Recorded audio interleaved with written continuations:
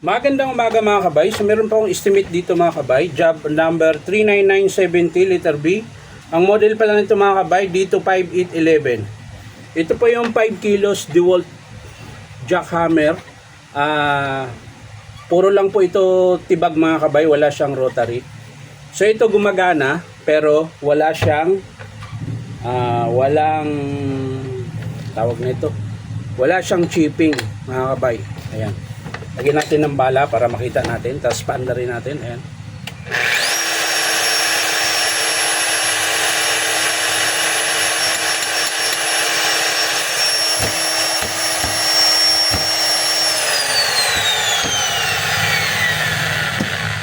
So gumagana siya mga kabay pero wala siyang palo. Ayan. So tanggalin natin. Bubuksan natin. So dalawa lang naman ito mga kabay. Pwedeng bali yung connecting rod, pwede ring pudpud yung mga o-ring.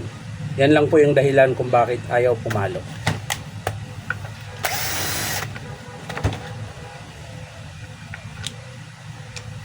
So bubuksan natin ito mga kabay. Tatanggalin ko lang yung screw. So sa mga gusto magpa-repair mga kabay, punta lang kayo dito sa Powerman Hardware, 530 T. Alonso, Santa Cruz, Manila.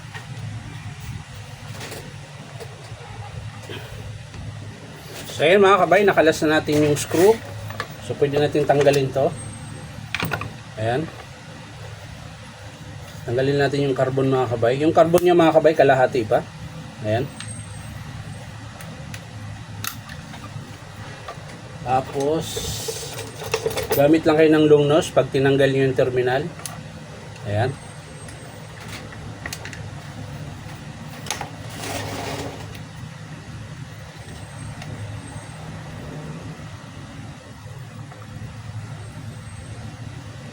Ayan.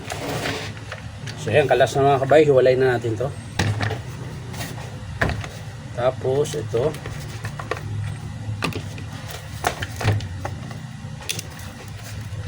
So sa mga magtatanong mga kabay kung saan ako pumapasok, dito lang po ako pumapasok sa Powerman Hardware, 530 T. Alonso, Santa Cruz, Manila. Hanapin nyo lang po yung DeWalt na signboard. Bukas po kami mula Lunes hanggang Sabado.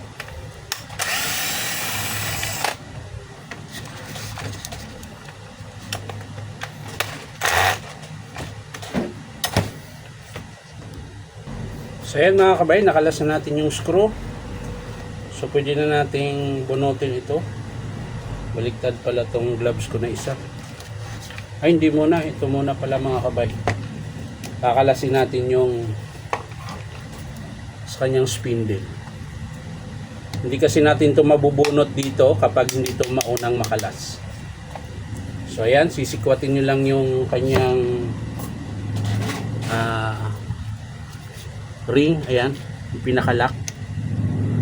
Ayan. So gamit lang kayo ng matulis para madali nyo makalas.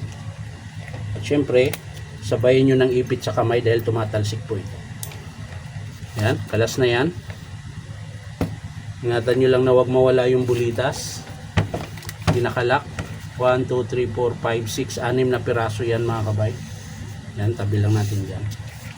Tapos ito, yan.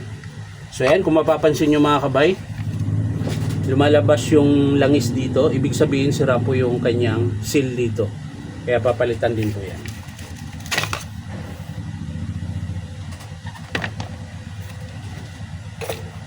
Ayan. Kahit dito mga kabay, meron din yung seal dito.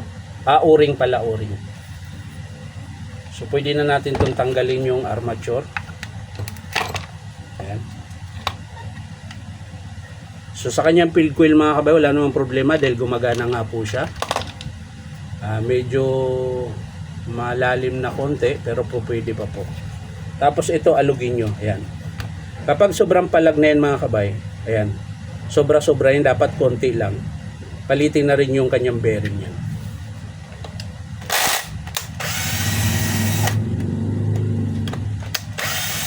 Tatanggalin lang natin yung baffle niya.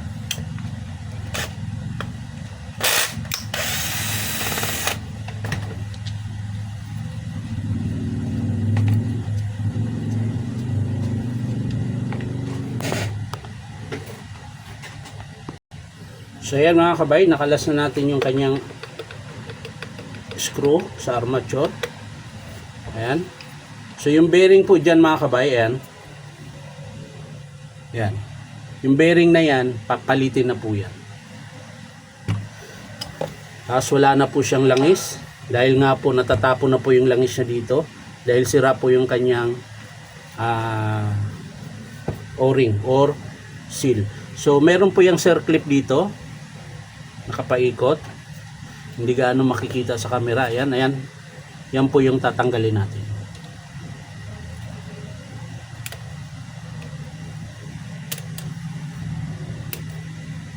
Madulas. So pudpud na yung circlip remover ko mga kabay. Pudpud na. Ayan, dumudulas na lang. Hanap tayo na iba. Dapat yung nakadapa. Yun. So medyo okay pa to.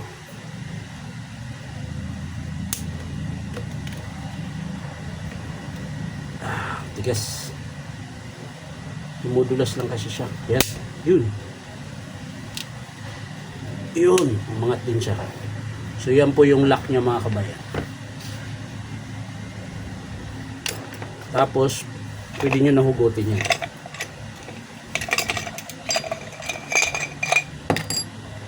Yan. So kung mapapansin nyo mga kabay, wala na talaga. Merong konting langis. Pero konti na lang. Ayan. So nadurog po yung kanyang connecting rod mga kabay. Tatanggalin lang natin. Dito sa loob. Ayan. Ayan po. So yan po yung connecting rod niya, bali. So yan po yung dahilan kung bakit wala siyang chipping. Ayan. Ayan po, nagkapira-piraso. Ayan. Tapos yung sinasabi kong seal mga kabay, ito yon. Ayan. Dito. Ayan, yung dalawang yan. Yan po yung papalitan natin. At syempre itong isa. Ayan. So ang o-ring na papalitan natin, 1, 2, 3, 4, 5 sa striker. Dito yung striker. Ayan, may o-ring din po yan dito. Ayan. Papalitan din po yan.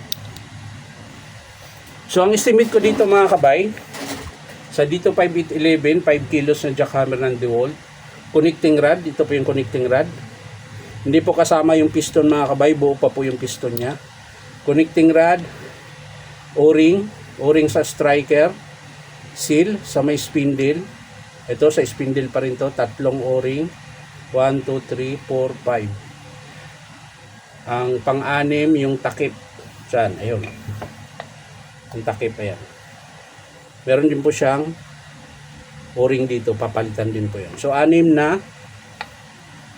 connecting rod, o-ring. So ito naman, kakalasin natin. Aalugin natin yung kanyang bearing. Ito yung pinakamalaking bearing. Okay pa mga kabay. Ayan. Okay pa yung bearing niya itong malaki. Kasi pag alog din to mga kabay, isa din yun sa dahilan kung bakit nababali yung kanyang connecting rod. So okay pa yan. Ang papalitan lang natin na bearing ito 6001, 608. Dalawa po yan. Partner lagi yan. 608 tsaka 6001 at connecting rod at o-ring. So yan lang mga kabay. Hindi ko na po ipapakita kung paano linisin. Dahil lilinisin ko pa ito para pag in-approve ng customer, salpak na lang ako. So hindi ko na ipapakita kung paano buuin. Papakita ko na lang mga kabay kapag in-approve ito ng customer. So maraming salamat mga kabay. Ulitin ko lang. Ang sira niya, connecting rod, o-ring, bearing. Yan lang po yung papalitan dito sa dito 5811 jackhammer ng DeWalt. So maraming salamat mga kabay. Bye-bye.